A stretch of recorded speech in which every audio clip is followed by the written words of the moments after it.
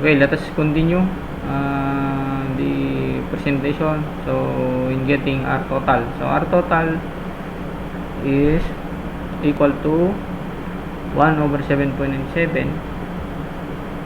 That is for 20 watts. Okay, that is for this 20 watts. Okay, 20 watts plus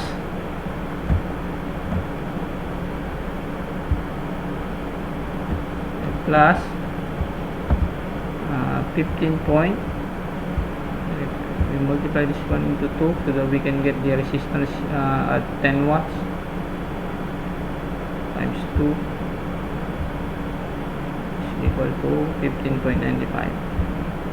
1 over 15.95 plus 1 over 15.95. So you just sum up that one. Okay, so what would be the answer? Okay, 1 divided by 15.95. Here, this one. 1 divided by 15.95 equals 0.062. So 0.062 or that is 0.062 there, then equal 0.062. So how about the 7.97? We must also compute that. We can have organized our formula. So 1 over 7.97 equals 0.125. So 0.125, let us put here 0.125 plus 0.062 plus 0.062. So if you sum up this one, that will now be the total resistance. Okay, we just add 0.6 plus 0.062 equals plus 0.062. So that will now be the total resistance, which is 0.249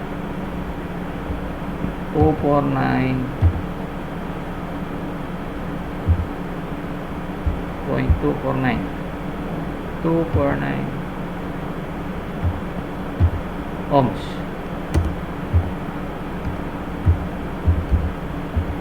Okay, so very simple to apply the formula.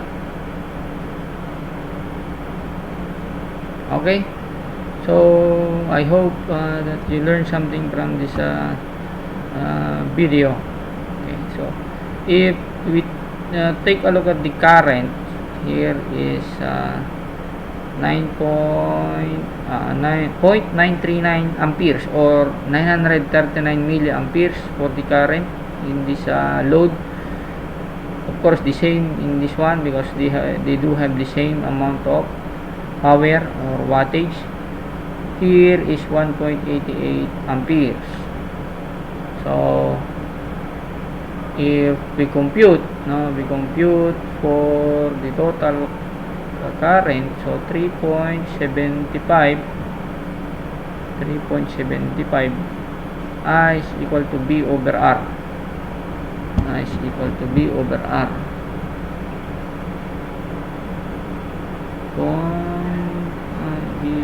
15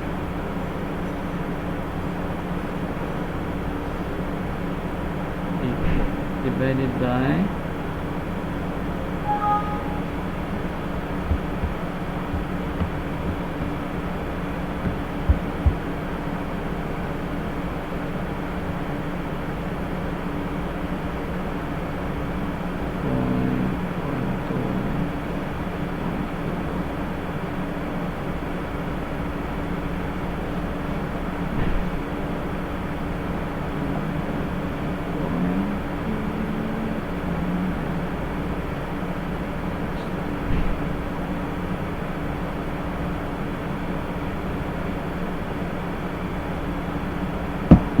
okay, so that's it for the total resistance. It should always be lower than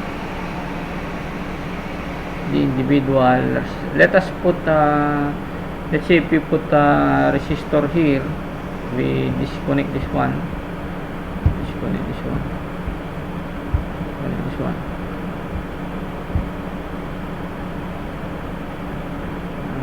Remove that one.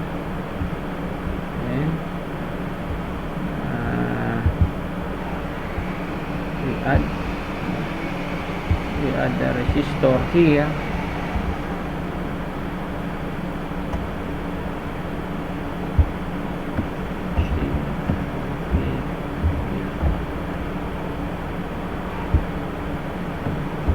Again.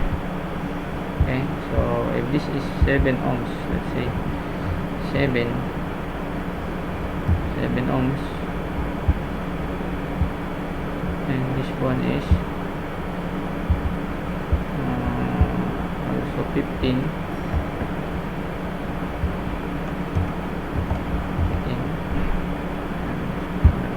na yan. 15, and this one is 10,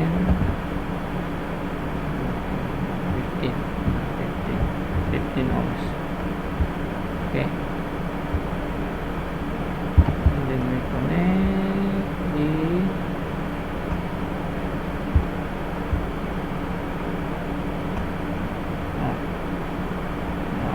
sumabog na.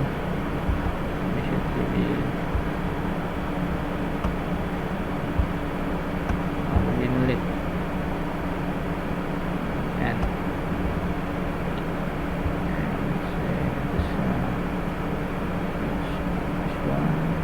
Let us change. Maximum 2 watts. So let us increase the amount of resistance. Let's say 100 ohms.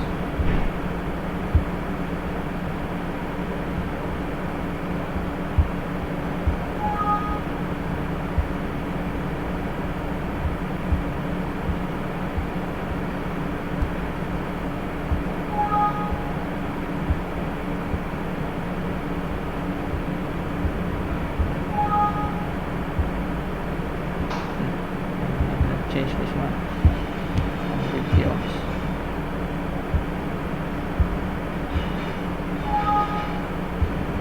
Okay, so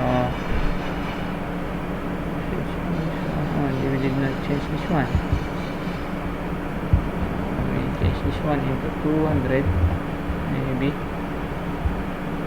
This one is also 130 or 140 ohms. Let's increase because it cannot withstand the amount of power. Okay, so 100 milliampere. Yan. So here 15 volts, 107 milliamperes. This one is 15 volts, 75 milliamperes. This one is 100 milliamperes. Okay, so as you can see, they do have different amount of current drops. Okay, so that's it for the parallel circuit.